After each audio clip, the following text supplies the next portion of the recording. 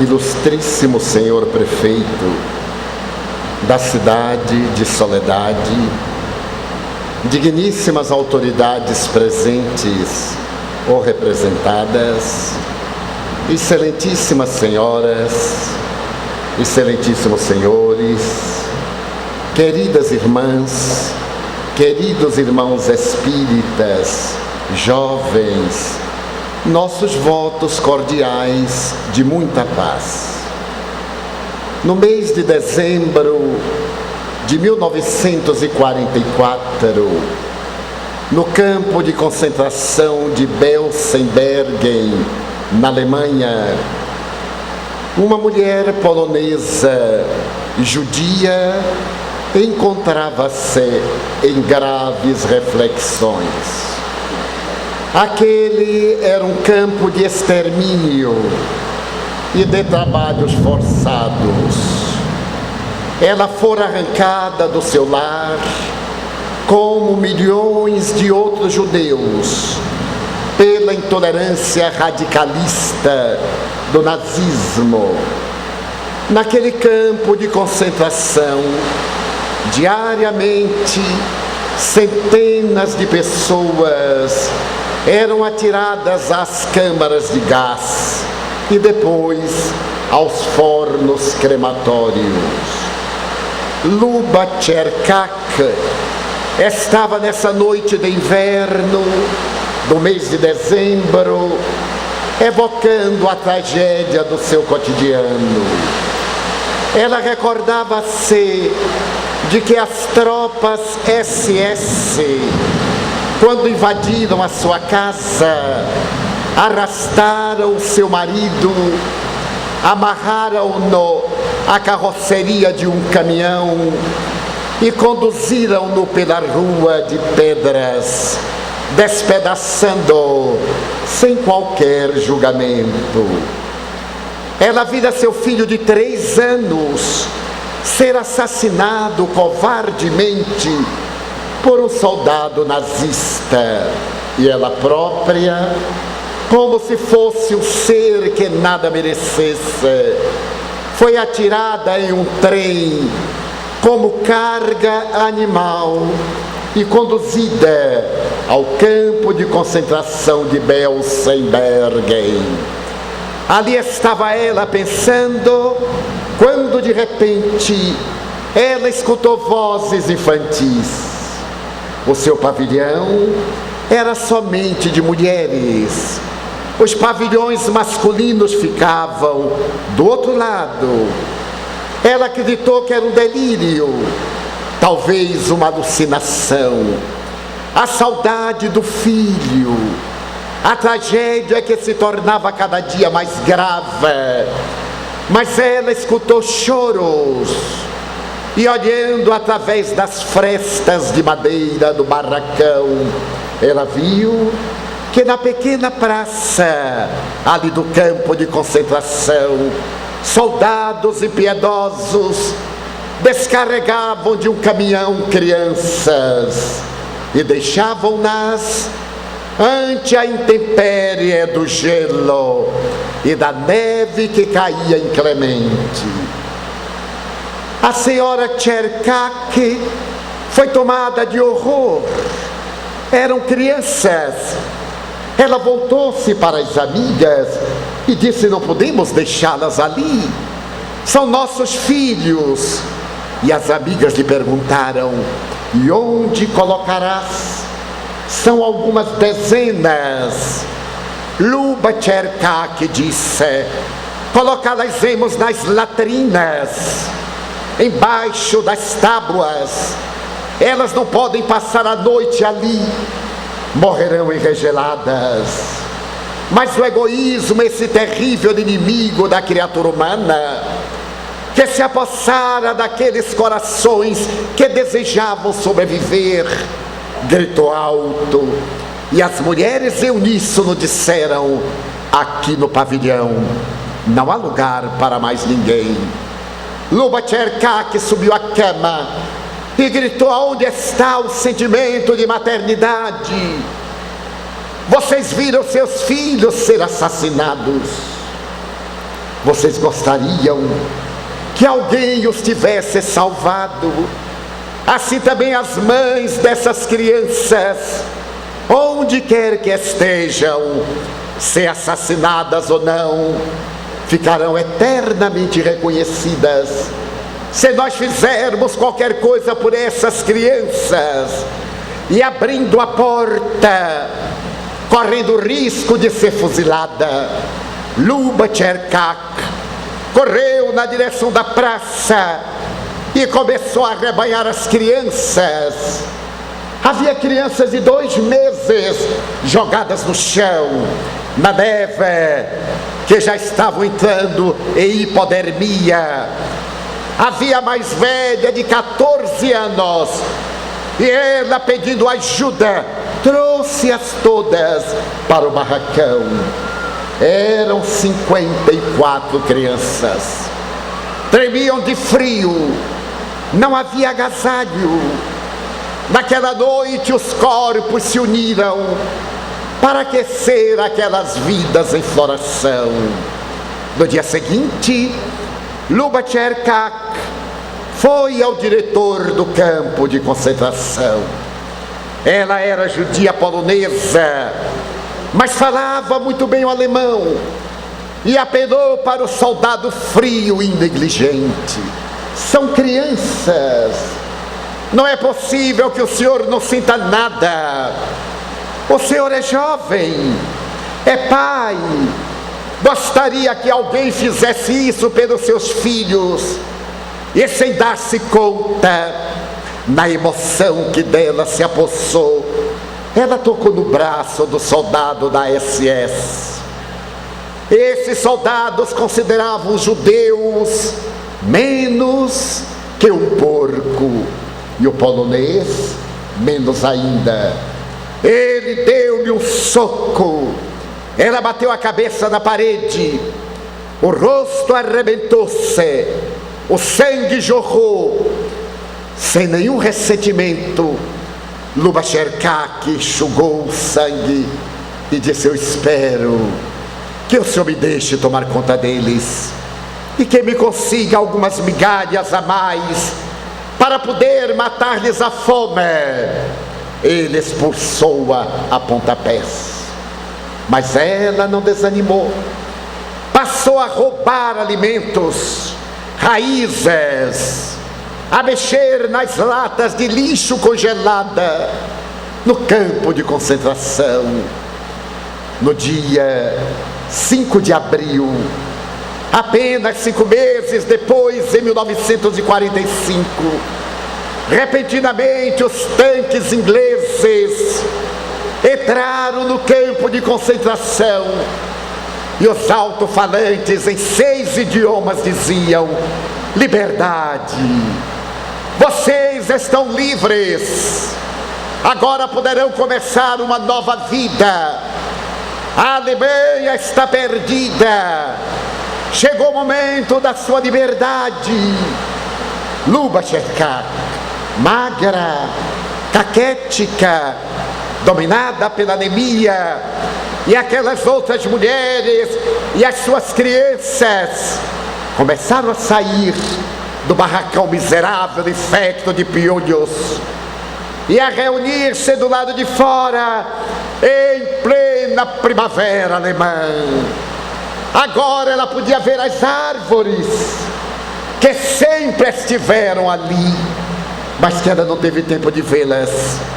As primeiras flores que desatavam o colorido no contraste do céu cinzento. As suas crianças agora sorriam, maltrapilhas, magras e esqueléticas, que foram amparadas pela Cruz Vermelha Internacional. 50 anos depois, no mês de abril de 1995, na cidade de Amsterdã, na Holanda, uma mulher veneranda, octogenária, era agora recepcionada por 50 adultos. Aquelas crianças que ela recolhera no seu braço. Somente 4 haviam morrido.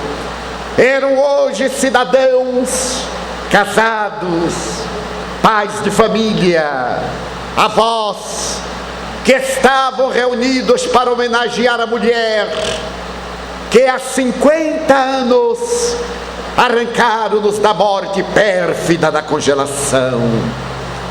Luba Tcherkak tinha os olhos coroados de lágrimas.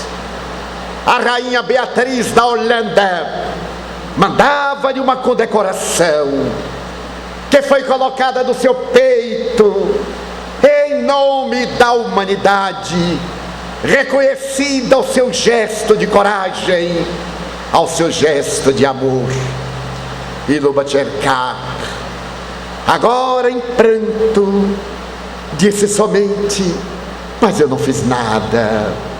Deus me havia dado um filho, os nazistas mataram-no, mas Deus é tão misericordioso que me mandou 54 filhos e somente me tomou 4 para que eu pudesse zelar por eles. O exemplo de Luba Tcherkak ainda comove as criaturas da terra. E se fosse possível colocarmos uma epígrafe nessa história, nós diríamos: felicidade. Que é a felicidade? Todos nós lutemos pela conquista da felicidade. Empenhamo-nos em uma batalha cotidiana para podermos fruir da felicidade. Deixemos-nos conduzir pelas pessoas que dizem que a felicidade está ali, enquanto outras dizem que ela está acolá. Estes asseveram que a felicidade é ter, experimentar o poder, viver a beleza, triunfar na arte, na ciência, na filosofia, na política, na religião, em qualquer segmento da sociedade. E nós corremos de um lado para o outro na busca da felicidade, que lamentavelmente ainda não tivemos ocasião de encontrar. Como escreveu com muita propriedade o poeta: felicidade é um pomo que pomos aonde não estamos, e sempre estamos no lugar em que não a pomos. Seria o caso então de interrogarmos: o que é a felicidade? Essa interrogação deu margem ao surgimento do pensamento filosófico. Assevera-se que a filosofia surgiu para poder interpretar o enigma da vida, para explicar o que é a vida, quem é e que é a criatura humana, para dar-lhe um direcionamento ético-moral. E apesar dessa doutrina filosófica haver surgido para nos dar felicidade, a sua primeira preocupação não foi com a vida física, foi com a morte. O que é que acontece depois da vida física? Haverá o nada ou existirá alguma coisa? A filosofia atingiu seu apogeu na Grécia, particularmente para o Ocidente, a partir de Sócrates. Embora o pensamento filosófico pré-socrático houvesse apresentado homens notáveis como Anaxágoras, Praxíteles na arte da escultura, e os grandes trágicos, é a partir de Sócrates que a filosofia se torna uma doutrina respeitável e complexa. Para Sócrates, a criatura humana é constituída de 2 elementos: o ser e o não ser. O não ser é o corpo, que ele chamava sombra. O ser é o espírito que não morre quando o corpo se desagrega. Ele asseverava que além da vida física existe o mundo das ideias, que todos nos originamos nesse mundo das ideias e mergulhamos na carne, no mundo de sombras, para podermos desenvolver o Deus interno que vive dentro de nós e depois retornarmos ao mundo das delícias. Seu eminente discípulo Platão procurou demonstrar isso em um mito que se tornou dos grandes enigmas da filosofia, o chamado mito da caverna. Platão conta uma história que havia uma sociedade que morava numa caverna. No centro dessa caverna havia uma fogueira acesa ininterruptamente, e as pessoas olhavam as sombras projetadas nas paredes.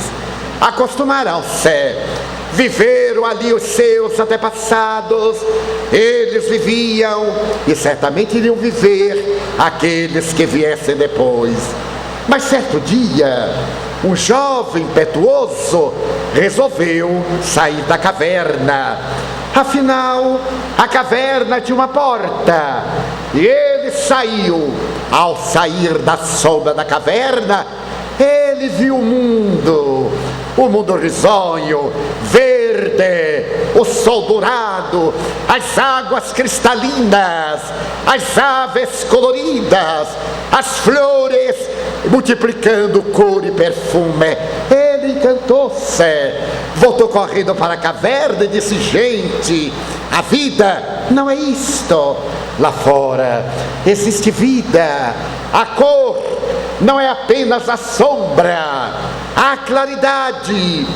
Mas as pessoas da caverna disseram: loucura, isso é fantasia de jovem, não existe nada lá fora. Nossos pais, nossos antepassados viveram aqui, nós nascemos aqui, nós vamos morrer aqui. E continuaram dentro da caverna. Esse mito tem oferecido à filosofia e à psicologia uma contribuição maravilhosa. Para alguns intérpretes psicológicos, a caverna é o corpo. Estamos encarcerados no corpo e a nossa visão é limitada graças à mensagem da luz, a fogueira acesa. Nós sempre vemos sombras que se agitam, que se movimentam. Mas quando saímos da caverna pelo fenômeno da morte, a porta libertadora, nós entramos no mundo das ideias e encontramos o mundo de beleza, o mundo da imortalidade. Onde estão aqueles que viajaram antes, de onde nós viemos algum dia? Porque a verdadeira felicidade é preparar o nosso retorno para o mundo original das ideias. Então a filosofia de Sócrates, de Platão e mais tarde de Aristóteles, discípulo de Platão, é de que existe dentro de nós algo valioso e profundo, que somos o ser espiritual, e que deveremos desenvolver esse ser espiritual de tal maneira que ele atinja a claridade do outro lado da caverna, que ele encontre a beleza, a realização sem sombra, que ele possa viajar numa área onde não existam o medo, a desdita, a morte, o sofrimento. Mas esta conclusão é o resultado de uma longa elaboração. Quando a filosofia estava sendo estruturada, um grande pensador procurou explicar o que era a felicidade. Esse pensador é Epicuro.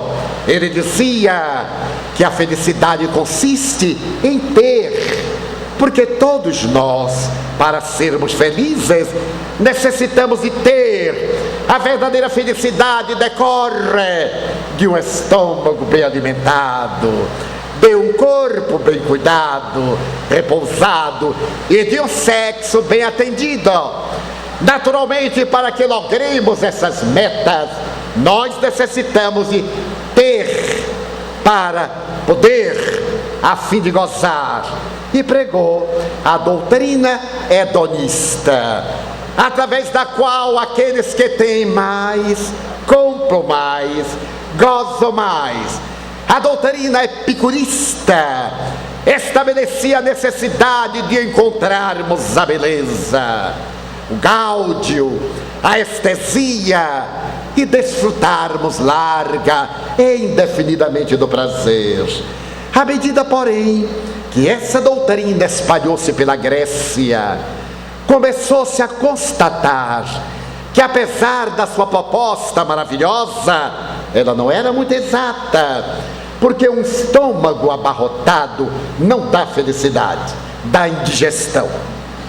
Uma pessoa que dorme bastante não é feliz, é preguiçosa. E o sexo muito atendido não dá felicidade, dá sede de uma nova experiência. Então, a felicidade não pode ser essa sede da água do mar. Bebe-se água do mar e tem-se mais sede, porque ela é salobra. Que será a felicidade? Será que a felicidade é ter? Serão felizes, por acaso, aqueles que têm muito? Não. Constatou-se uma coisa curiosa: ter ajuda, mas há muita gente que é infeliz porque tem medo de perder aquilo que tem. Então são escravas da posse. E tem mais: aqueles que têm querem sempre ter mais, não se satisfazem, é um tormento, a ânsia de acumular, como nós vemos na revista Forbes, que todo ano publica a relação dos homens e mulheres mais ricos do mundo. Eu recordo-me que há pouco tempo estava no top da lista o príncipe de Brunei, que era detentor de 80 bilhões de dólares, graças ao petróleo do seu pequeno império. Mas no ano seguinte ele caiu, porque Bill Gates passou na sua frente, e porque ele tinha um irmão que era o Stroessner, gastou em um ano 2 bilhões de dólares, dava de presente automóveis Mercedes-Benz folheados a ouro, relógios. Então o príncipe de Brunei revoltou-se e proibiu que ele manipulasse os bens da família, porque ele havia ficado mais pobre, 2 bilhões de dólares. Então ter não resolve o problema, porque a pessoa fica ansiosa por ter mais e começa a ter medo de perder o que tem. Ora, se a felicidade não é ter, apareceu um outro filósofo que disse: a verdadeira felicidade é não ter nada, porque quem não tem nada já está na miséria, e estando na miséria não pode ficar pior, só pode melhorar. Então a verdadeira felicidade é não ter coisa nenhuma. Pregava Diógenes. Ele pregava a filosofia cínica. Ele dizia que a verdadeira felicidade era ser natural, viver de acordo com a natureza. E a sua doutrina cínica era tão curiosa que um dia ele foi visto em Atenas conversando com uma estátua. Alguém passou e perguntou-lhe: Diógenes, tu estás conversando com uma estátua? Oh, sim, estou. Mas tu não sabes que a estátua é de pedra? Sei. Tu não sabes que as pedras não falam? Sei. E por que estás falando com elas? Bem, eu estou me acostumando com o silêncio da pedra para me adaptar a ouvir a estupidez de quem fala. E continuou tranquilo, conversando com a pedra, que não podia reagir muito. Diógenes era de Corinto e transferiu-se para essa célebre ilha. Em Corinto, certa feita, quando Alexandre Magno da Macedônia conquistou a Grécia, ele ele mandou dizer ao governador de Corinto: traga-me Diógenes, eu sou discípulo desse filósofo. Se ele vier até mim, eu perdoarei Corinto e perdoarei os coríntios. Então o prefeito foi ansioso a Diógenes e disse: Diógenes, o governador do mundo mandou buscar-te, porque ele deseja conhecer-te. Ele disse que se eu não te levar até ele, ele vai destruir a nossa cidade, não deixando pedra sobre pedra. Diógenes olhou para o prefeito e disse: como é que é? Ele quer conhecer-te, então o problema é dele, não é meu. Ele que venha cá, porque eu não quero conhecê-lo. Ele é que me quer conhecer. Mas Diógenes, se tu não fores, ele vai destruir Corinto. Oh, que maravilha! Que destrua logo, porque aí nós não teremos mais medo de ninguém, porque já está tudo destruído. E não foi. Quando Alexandre Magno soube, achou isto notável e disse: mas que homem de coragem! Já que ele não vem até mim, eu irei até ele. E foi visitá-lo. Diógenes morava no subúrbio da cidade, em uma casa miserável, em ruínas. E quando Alexandre Magno chegou à porta, era um homem de expressivo corpo. Ele foi com seus generais, com toda a corte. Chegou à porta, abriu os braços e Diógenes estava escrevendo na poeira do chão. Então Alexandre Magno disse-lhe: Diógenes, eu acabo de conquistar o mundo e venho convidar-te para que tu me ajudes a governar a terra. Eu te darei metade da terra. Eu serei o governante militar, o administrador, e tu serás o meu filósofo, o meu conselheiro. Diógenes olhou para ele com desdém e disse: Senhor, não me retire aquilo que o Senhor não pode me dar. Levantou-se, empurrou e saiu. Alexandre Magno disse: deve ser um psicopata. Eu sou o dono da terra, o que é que eu estou retirando dele? Então notou uma coisa curiosa, que ao ficar à porta de braços abertos, ele impedia que o sol entrasse. Então ele estava tirando o sol.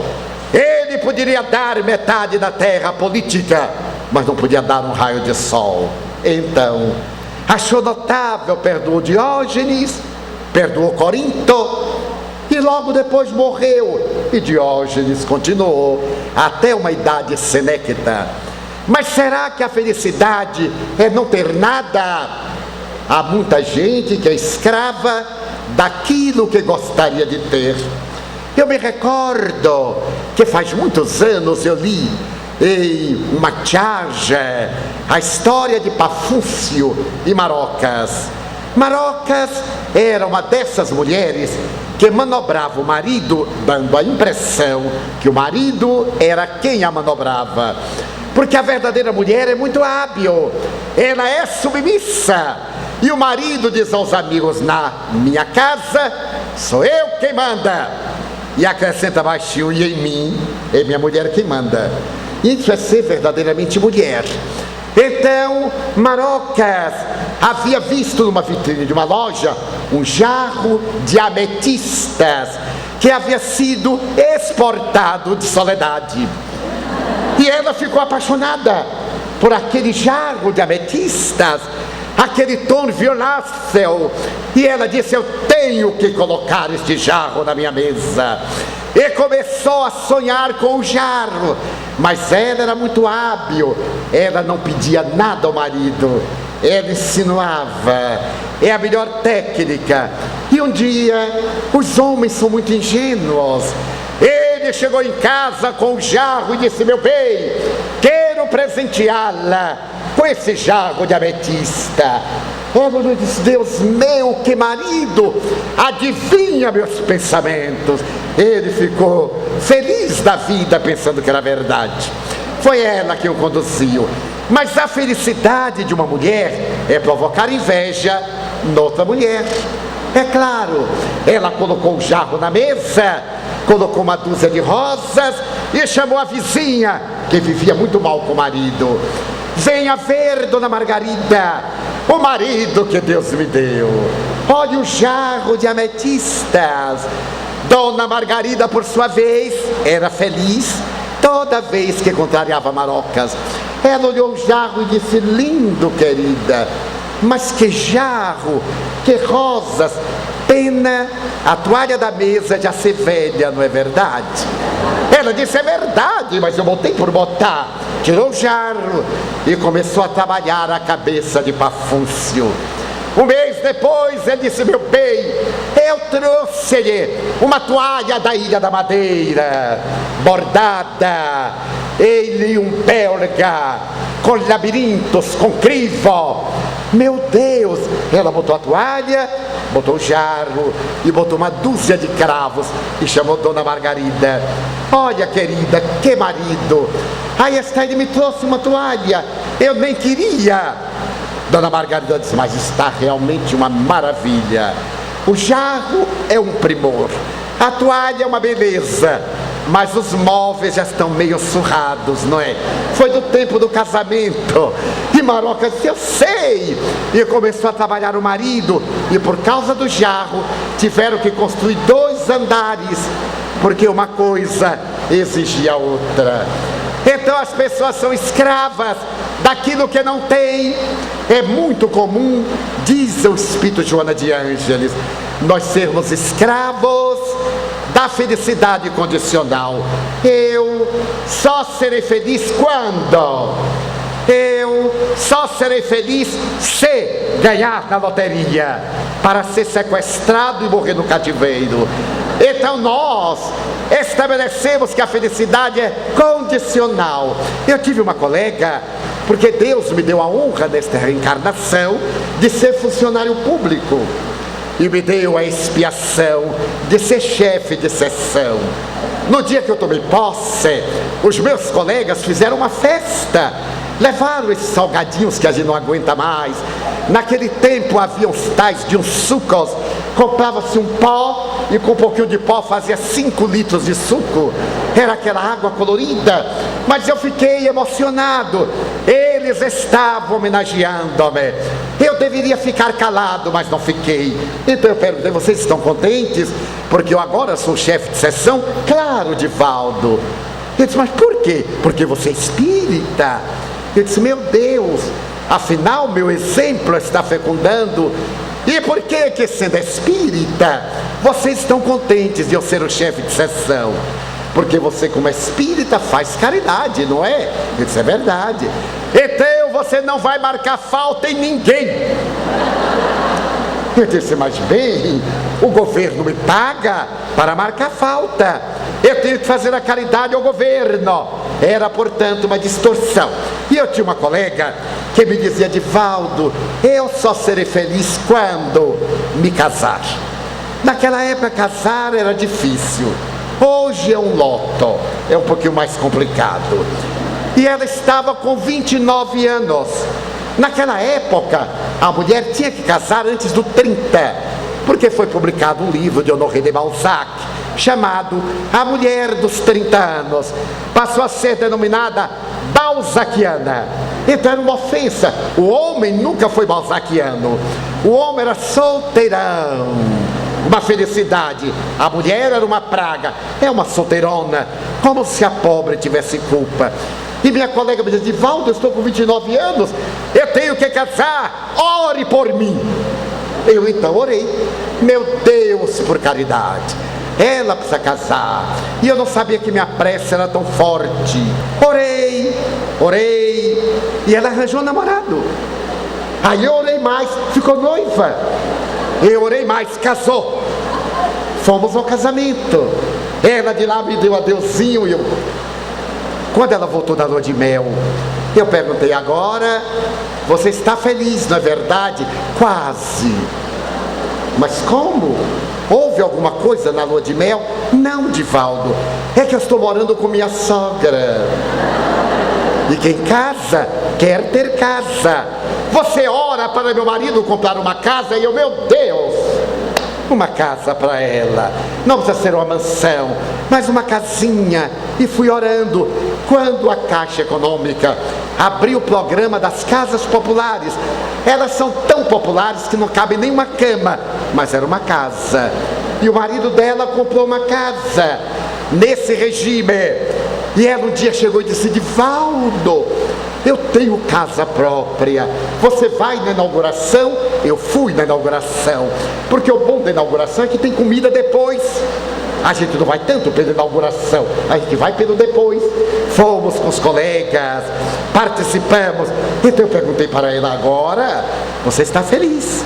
Você já tem marido, você já tem casa. Está feliz? Quase. Porque você veja bem, aqui a casa é longe do instituto. Eu tenho que pegar 3 conduções. Eu só ficarei feliz quando tiver um carrinho. Não precisa ser um Mercedes, não. Um carrinho. Você ora e eu orei. Meu Deus, agora um carrinho, afinal. Você já deu tanta coisa. E certo dia, o governo lançou um carro popular. Não sei se os senhores se recordam. Era um carro simples, não tinha quase nada, só tinha o motor e a lataria. Mas era um carro, e o marido dela comprou o carro. Certo dia eu chego ao instituto de ônibus, e minha colega chegou de automóvel. Eu disse: mas nada está certo. Eu estou orando por ela, que já tem marido, já tem casa, já tem carro, e eu continuo solteiro, andando de ônibus, pagando aluguel. Quando entramos no elevador, ela disse: vim de carro. Eu disse, um pouco magoado: eu notei. Então você já está feliz, já tem marido, já tem casa, já tem carro. Está feliz? Só falta uma bobagemzinha. Eu quero assim, Divaldo. Você vai orar para eu ter dentro de 1 ano um filho, e dentro de 3 anos uma filha. Porque agora não é mais Deus que controla, é a pílula. Foi na época dos anticoncepcionais. Eu disse: bem, não me custa, já acostumei a orar por ela. Aí orei, nasceu o rapaz. Orei mais, nasceu a moça. E no dia que eu fui visitá-la, eu disse: agora você está feliz. Você tem marido, você tem casa, você tem carro, você tem filho, você tem filha. Está feliz? Eu vou dizer a verdade. Eu só serei feliz quando minha filha se tornar psicóloga, e quando meu filho for morar em Soledade para lapidar pedras preciosas. Aí eu deixei de orar por ela, porque até eu esperar tudo isso, então são pessoas que tenham o que tiverem, a felicidade ainda não chegou. Então apareceu um terceiro filósofo que dizia: a infelicidade é a dor. A infelicidade são os sofrimentos, as amarguras, as necessidades. A técnica da felicidade é uma atitude estoica. E mestre Zenon pregou a filosofia do estoicismo. A verdadeira felicidade consiste em ter coragem para enfrentar a dor moral, as dores físicas, as enfermidades. E o estoicismo tomou conta da terra. Mas à medida que ele se expandia, os estoicos notaram que ninguém pode preparar-se para os sofrimentos morais. Quem se pode preparar para sofrer a morte de um ser querido? Um filho, um pai, um nubente, um amigo. É sempre uma dor que estraçalha o coração. E se nós nos prepararmos para vencermos as dores morais, teremos a maior dificuldade para vencer as dores físicas. O que será a felicidade? É aí que Sócrates diz: a felicidade é o resultado da paz da consciência. Dê um pensamento nobre, de palavras dignas e de atos corretos. Somente é feliz quem pode olhar para trás sem ter vergonha do seu passado. A verdadeira felicidade é resultado da retidão. Ter ou não ter são secundários, mas é importante ser, possuir esse estado de paz interior. E Sócrates começou a pregar a felicidade para os seus discípulos, até que foi acusado de corromper a juventude. porque ele pregava liberdade, pregava democracia, e Atenas era governada por 70 tiranos. No seu julgamento, conforme narra Platão, em determinado momento o juiz lhe disse: agora eu te condeno à morte. Sócrates sorriu, e o juiz perguntou: estás sorrindo? Ele disse: sim. Mas por quê? Porque o senhor está me condenando à morte.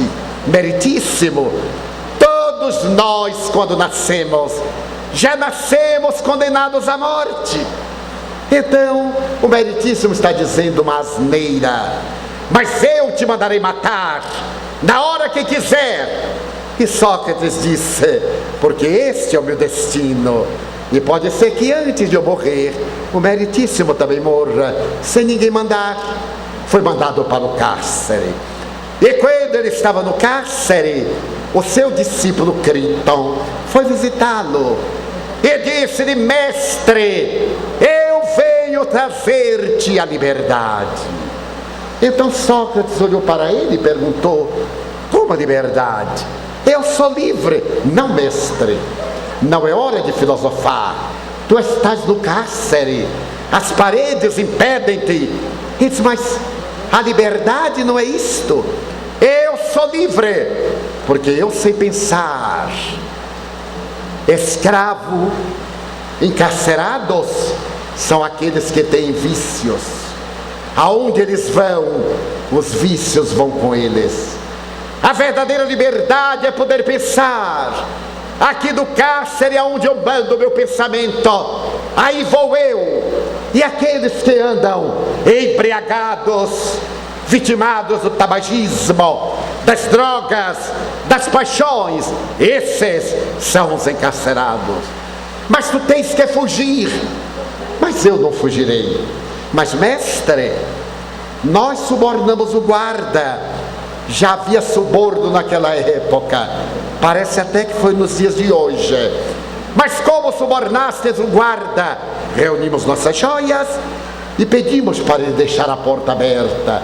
Então tu fugirás, e nós te esperamos para que tu nos ensines a dignidade, a verdade, o ideal.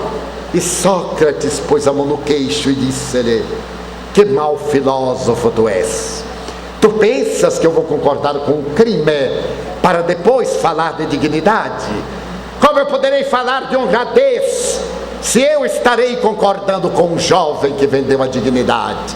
Volta, Critão, e dizem aos meus discípulos que eu não fugirei. Mas mestre, amanhã irão matar-te. A mim?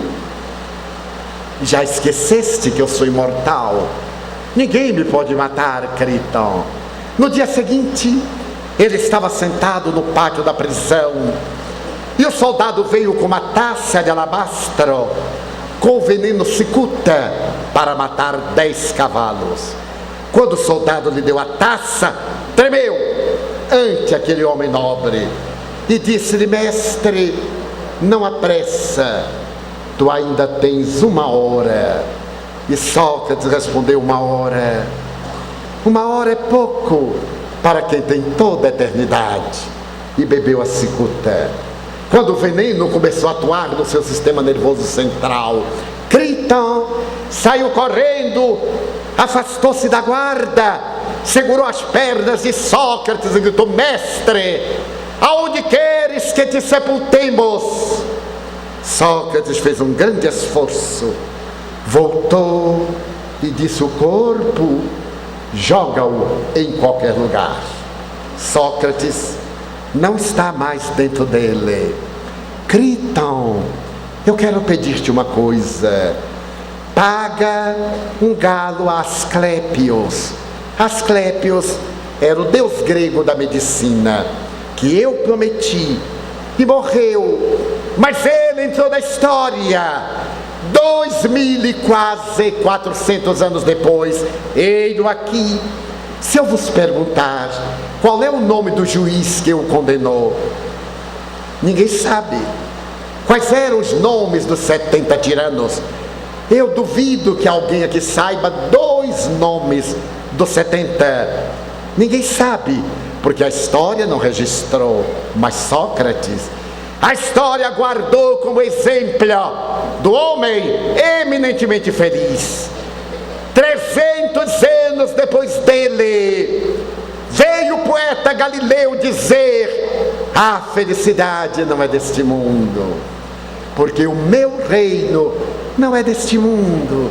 Este é um mundo de ilusões, é um mundo transitório. Eu me recordo, por exemplo, que quando eu era jovem, tinha 10 anos, eu olhava um homem de 25 e dizia: meu Deus, como ele é velho, eu nunca chegarei nessa idade. E de repente, eu estava com 25 anos, eu tive um choque, olhei um de 40 e disse: ah, mas aquele já é um velhote, 40 anos, eu vou morrer jovem. E de repente, eu estava com 40 anos, olhei um de 50 e eu disse: olha, aquele homem tem meio século, meu Deus, é uma vida longa. E certo dia eu estava barbeando-me, era dia do meu aniversário, e eu disse: meu Deus, completei 50 anos. Tive um choque, fui apanhar a certidão de nascimento para ver se era mesmo, porque passou tão rápido. Mas aí eu olhei um de 70 e disse: não, 70 anos eu não alcançarei. Imagine aquele velho arrastando os pés, recurvado. Certo dia eu estava meditando e me lembrei que tinha 75 anos, agora 79. Eu disse: meu Deus, eu olho agora para um de 90 e digo: olá, boy, eu vou chegar aí, porque passou tão rápido. Eu olho para trás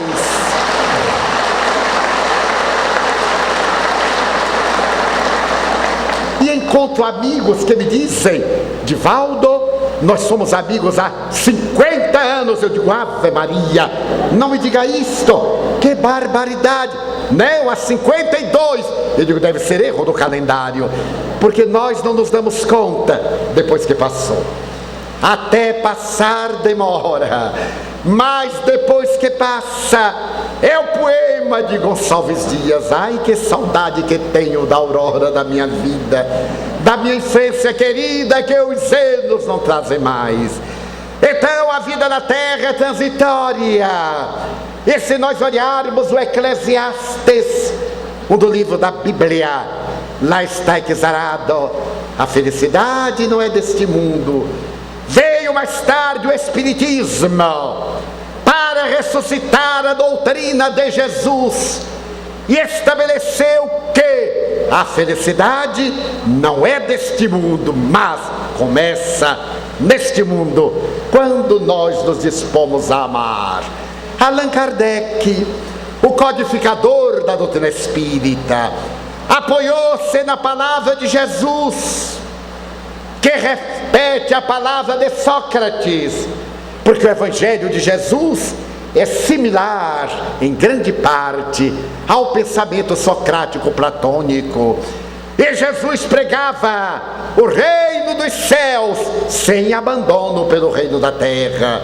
Nós deveríamos ter nossos sonhos, nossas ambições, nossas aspirações, religiosas ou políticas, sociais ou científicas, artísticas ou de pensamento, mas temos como meta a nossa imortalidade. Isto porque uma vida física é muito breve e nós somos viajantes da eternidade. Então o Espiritismo vem dizer: a felicidade é possível quando se ama, porque quando se ama, se constrói o bem. Quando se ama, se semeia a esperança. Quando se ama, o mal dos maus não consegue fazer mal, porque através das reencarnações nós lapidamos a essência divina que está dentro de nós e desabrocha o Deus cósmico do qual nos originamos. À medida que nascemos e renascemos, vamos aprimorando de uma vez as virtudes, de outra vez o conhecimento, e com as duas asas, o conhecimento e a sabedoria do amor, nós atingimos a plenitude.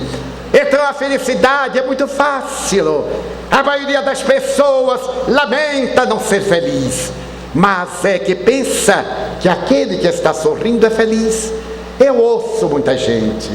Um amigo meu que tem hábito de estatística, fazendo um cálculo, asseverou-me que eu já devo ter ouvido mais de 2 milhões de pessoas, uma a uma, porque 5 vezes por semana em Salvador eu atendo a um imenso número de clientes, almas queridas que vão pedir uma palavra gentil, que vão na busca de um conforto nas viagens. Porém, um dos momentos grandes da minha vida na aprendizagem foi quando eu estava, depois de uma conferência em Los Angeles, quando alguém me disse: está vendo aquele homem de óculos escuros e cabelos longos? Eu olhei discretamente e disse: pois não, eu notei que estava olhando muito para mim. É o ator cinematográfico fulano de tal. Era uma personalidade de Hollywood, um homem que cobra 15 milhões de dólares para fazer um filme. Cobrava há 8 anos. Eu fiquei surpreso. E a minha amiga me disse: eu convidei-o, porque nós somos muito amigos. Para evitar tumulto, ele colocou uma peruca longa e está ali disfarçado, porque ele é muito infeliz. Eu disse: mas como? Um dos homens mais sexys da terra, todo mundo quase apaixonado por ele, casado, a sua casa custou 5 milhões de dólares no bairro elegante de Bel Air. Ele tem uma fortuna incalculável.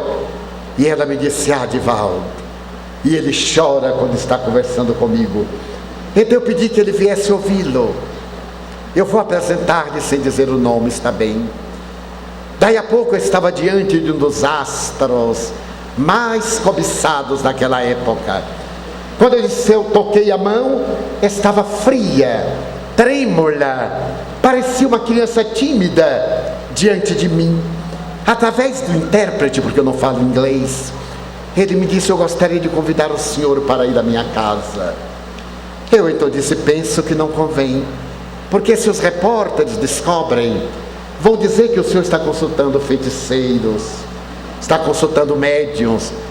Então eu irei com uma condição, de o senhor não dizer a ninguém. Eu irei apenas para atender o senhor e a sua família, muito discretamente. Ele disse: é exatamente como eu desejo.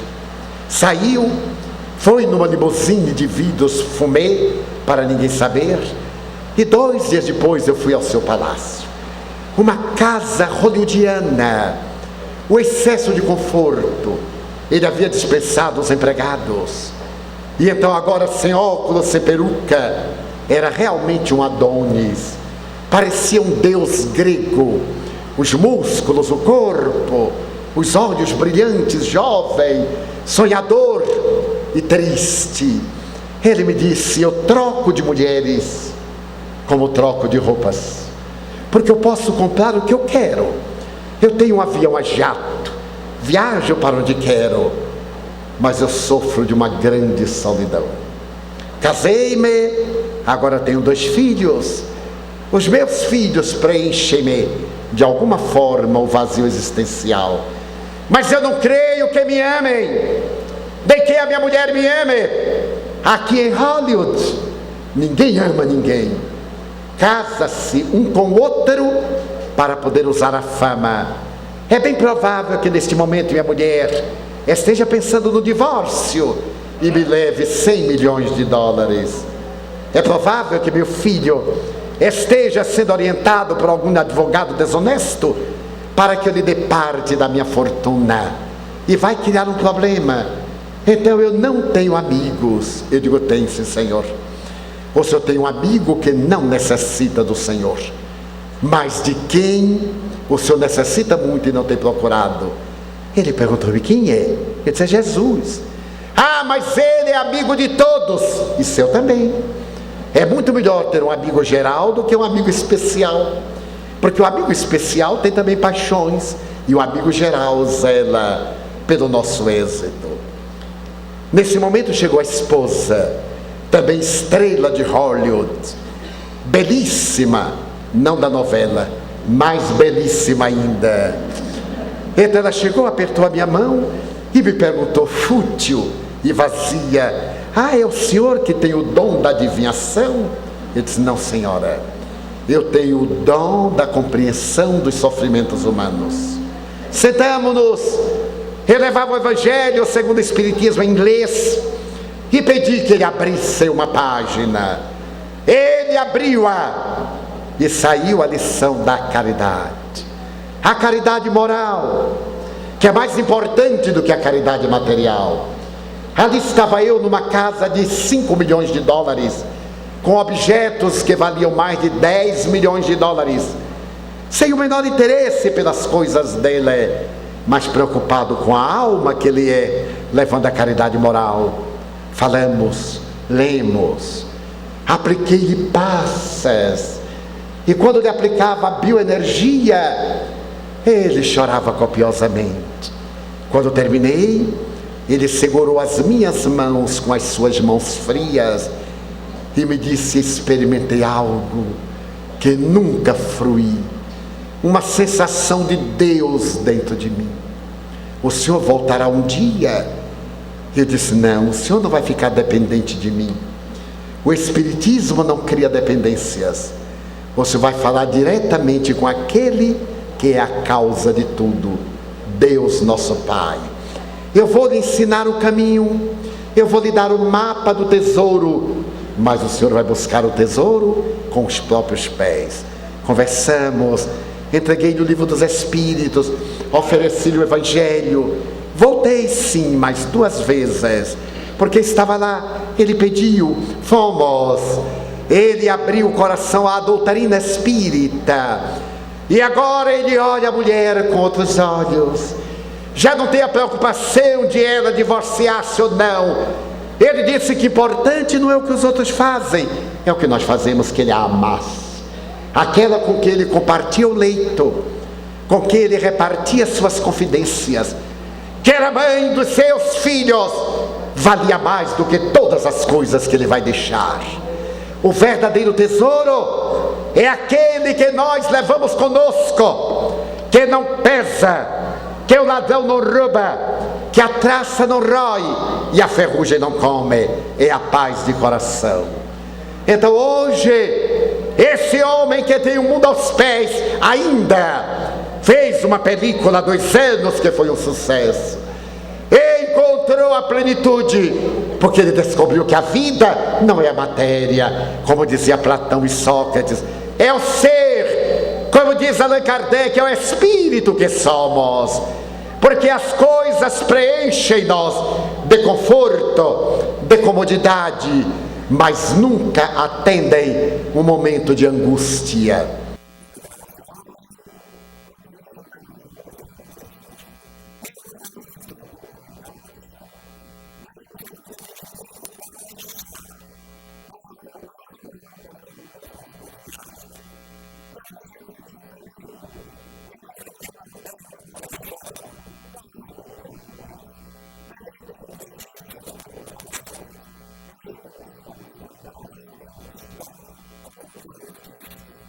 Mais chiado do que melodia, e não podendo ter uma eletrola, Nilson, meu velho amigo, construiu um móvel lindo para um rádio desse tamanho, um rádio Philips, e um toca-disco Garrah, que era inglês.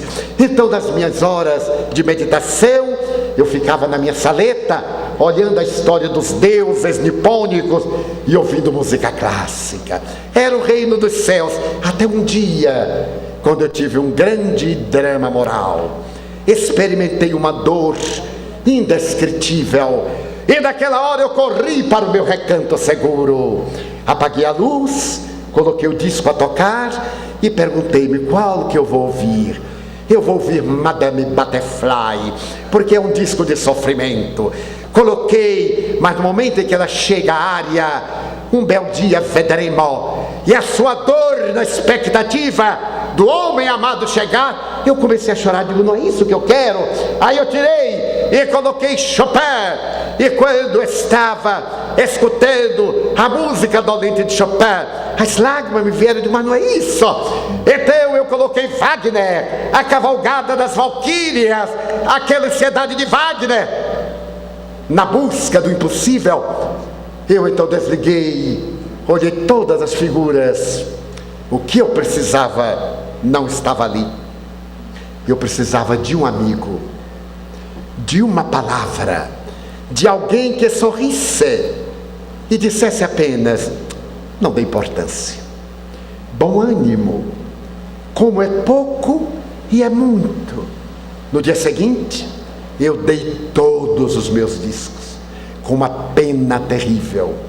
Dei todas as figuras, mas não dei por dar. Aquelas que eu gostava mais, eu dei a quem eu gostava mais.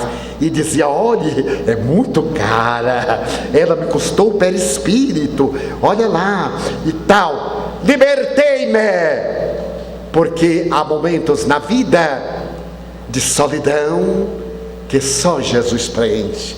Então, ao invés de correr para coisas, eu viajei para dentro, fiz uma oração e disse, como Maria Santíssima no dia da Anunciação: que se faça em mim segundo a tua vontade.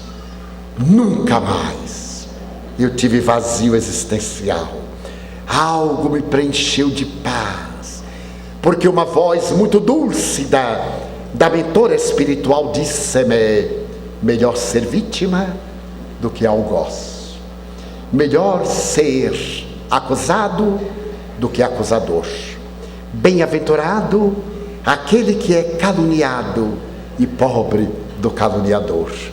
Passaram-se 40 anos em um silêncio férreo. Então tudo veio às claras, sem nenhuma intervenção minha. Nunca me queixei, nunca reclamei, nunca acusei, porque o Espiritismo me disse que tudo nos acontece é para o nosso bem. Mesmo o aparente mal é para o nosso bem. Então essa doutrina maravilhosa veio dizer-nos que a felicidade está em ser e não em ter, porque o que nós temos nós perdemos, roubam, desorganiza-se, desaparece, mas o que nós somos interiormente é para sempre. Então nós vivemos uma hora muito grave do arquipélago social, a violência urbana, a violência doméstica, a violência internacional pela política, os desaires morais de algumas personalidades, a toxicomania, a agressividade, o alcoolismo, a insensatez tomam conta da terra, e nós perguntamos: aonde está o mundo feliz? Aqui dentro desta sala.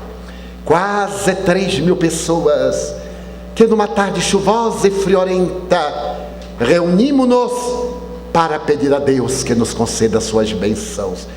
Paremos essa correria louca na busca de coisa nenhuma para enchermos o vazio interior. E como é que nós faremos? Quando descobrirmos a excelência do verbo amar, quando tivermos a coragem de fazer como Luba Cherkak. É verdade que já não existem os campos de concentração nazistas, porque em Guantánamo e em várias cidades do continente europeu há campos de concentração. Nas selvas da Amazônia colombiana, em todo lugar do mundo, a violência irrompe e há impiedade. Mas que nós saibamos desalgemarmos-nos, arrebentar as correntes que nos atam ao sofrimento e passemos a amar mais a quem nós já amamos, ao marido, à mulher, que hoje chegando em casa digamos: meu bem, como você é importante em minha vida. Nós temos algumas briguinhas, mas como é bom amar você. Eu contava ontem em Caxias do Sul uma bela história que eu li de um casal que depois de 20 anos, o marido era um tanto impertinente, a mulher muito resignada, desde quando ela se casou, que ela disse: eu trago comigo esta caixa, é a caixa dos meus segredos, e peço a você, meu bem, que nunca abra esta caixa minha. E ele respeitou. 20 anos. O homem não é curioso, porque a curiosidade é com mulher. O homem é doente Ele finge que não tem curiosidade, porque ele sabe que a mulher lhe conta todas as fofocas. E então ele fica indiferente. Mas ela viajou e ele disse: não aguento mais. Aí abriu a caixa. E quando abriu a caixa, o segredo eram 3 ovos e 3.000 reais dentro da caixa. Então essa mulher é louca. Há 20 anos que ela guarda isto. Quando ela voltou da viagem, mais por curiosidade do que por honestidade, ele disse: meu bem, eu vou lhe confessar, eu abri a sua caixa. Não devia, mas eu abri. Bom, então não há problema. Agora, meu bem, por que tem lá 3 ovos? Ela disse: bem, é o seguinte, é que toda vez que você é grosseiro comigo, eu coloco um ovo dentro da caixa. Não diga, nestes 20 anos, eu só fui grosseiro 3 vezes. Ela sorriu. E aqueles 3.000 reais, meu bem, o que são? Ela disse: toda vez que os ovos fazem uma dúzia, eu vendo e coloco outros.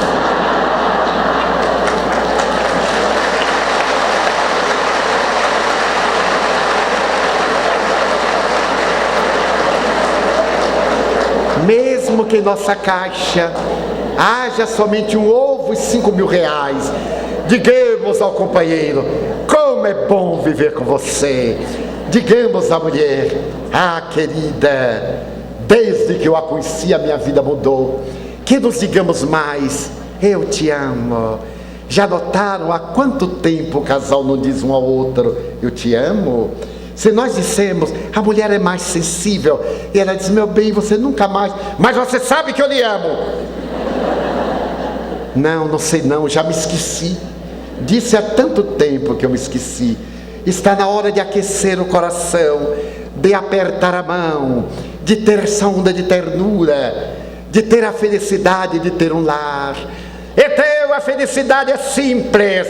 O Espiritismo diz-nos que a alma é imortal, que nós já vivemos antes, que nós viveremos depois, e que a nossa felicidade do futuro vai depender dos nossos atos do presente. Então, queridas amigas, queridos amigos, irmãs queridas e queridos irmãos, demos-nos as mãos em espírito, e ao invés de nos entregarmos à queixa, à reclamação, ao tédio, digamos: meu Deus, como eu amo a vida. Eu quero dizer-te que para a minha vida é bela e é consentida. Muito obrigado, Senhor, por tudo que me deste, por tudo que me dás. Muito obrigado pelo ar, pelo pão, pela paz. Obrigado pela beleza que os meus olhos veem no altar da natureza. Olhos que fitam o céu, a terra e o mar, que acompanham a ave ligeira, que voa fagueira pelo céu de anil, e se detém na terra verde, salpicada de flores em tonalidades 1000. Muito obrigado, Senhor, porque eu vejo o meu amor, mas diante da minha visão, eu detecto os cegos, que tropeçam na escuridão, que choram na solidão, que vivem na escuridão. Por eles eu oro, e a Ti eu imploro com miseração, porque eu sei que depois desta vida, na outra lida, eles também enxergarão. Muito obrigado pelos ouvidos meus, que me foram dados por Deus, ouvidos que ouvem o tamborilar da chuva no telheiro, a melodia do vento nos ramos do salgueiro, as lágrimas que vertem nos olhos do mundo inteiro, ouvidos que ouvem a música do povo que desce do morro na praça cantar, a melodia dos imortais. A gente ouve uma vez e não esquece nunca mais. A voz melodiosa, canora, melancólica do boiadeiro, e a dor que geme e que chora no coração do mundo inteiro. Pela minha faculdade de ouvir, pelos surdos, eu te quero pedir, porque eu sei que depois desta dor, no teu reino de amor, eles voltaram a ouvir. Obrigado pela minha voz, mas também pela sua voz, pela voz que ama, que clama, que canta, que declama, que legisla, que alfabetiza, que ensina, pela voz que trauteia uma canção, e que o teu nome profere com sentida emoção. Diante da minha melodia, eu quero rogar pelos que sofrem de afasia. Eles não cantam de noite, eles não falam de dia. Oro por eles, porque eu sei que depois desta prova da vida nova eles cantarão. Obrigado pelas minhas mãos, mãos que aram, mãos que semeiam, mãos que agasalham, mãos de ternura, que libertam da amargura, mãos que apertam mãos dos adeuses, mãos de poesias, de sinfonias, de cirurgias, de psicografias, mãos que atendem a velhice e a dor, mãos que do seio embalam o corpo de um filho alheio, sem receio, e pelos pés que me levam a andar, sem reclamar. Muito obrigado, Senhor, porque eu posso caminhar. Diante do meu corpo perfeito, eu te quero louvar, porque eu vejo na terra aleijados, amputados, marcados, paralisados, que não se podem movimentar. Eu oro por eles, porque eu sei que depois desta expiação, na outra reencarnação, eles também caminharão. Muito obrigado por fim, pelo meu lar. É tão maravilhoso ter um lar. Não importa se este lar é uma mansão ou uma favela, se é um ninho ou uma casa no caminho, uma tapera, um bangalô, seja o que for, mas que dentro dele haja a presença do amor. Amor de mãe, ou de pai, de mulher, ou de marido, de filho, ou de irmão. A presença de um amigo, alguém que nos dê a mão, pelo menos a companhia de um cão, porque é muito doloroso viver na solidão. Mas se eu a ninguém tiver para me amar, nem um teto para me agasalhar, ou uma cama para me deitar, nem aí reclamarei. Pelo contrário, eu cantarei. Obrigado, Senhor, porque eu nasci. Obrigado, Senhor, porque eu creio em Ti. Pelo Teu amor. Obrigado, Senhor, pela Sua atenção. Muito obrigado, senhores.